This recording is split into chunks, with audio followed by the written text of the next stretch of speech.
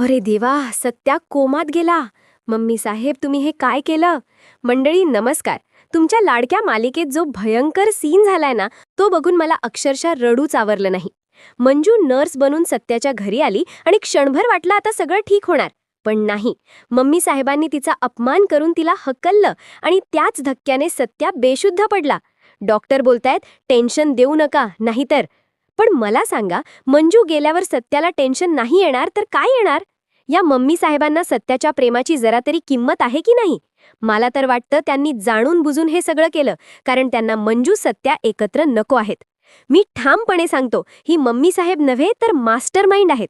थांबा, पण इथेच सर्वात मोठा ट्विस्ट आहे. मंजूने बलमासोबत मिळून एक गुप्त प्लॅन केला. काय आहे तो प्लॅन? नवी नर्स म्हणून एंट्री मारणारी व्यक्ती दुसरी कोणी नाही तर तुमची आमची लाडकी मंजू आहे. बघा, हेच तर खरं प्रेम. जीव धोक्यात घालून ती परत आली आणि आता ती सत्याला भेटलीये.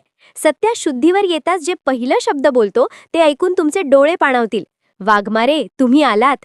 यांचं बॉन्डिंग बघून मला प्रचंड आनंद झालाय.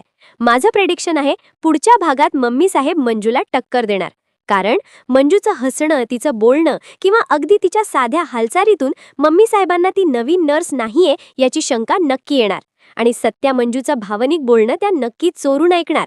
प्रश्न हा आहे, मंजूचा हा नर्स अवतार मम्मी साहेब किती वेळ टिकू देतील?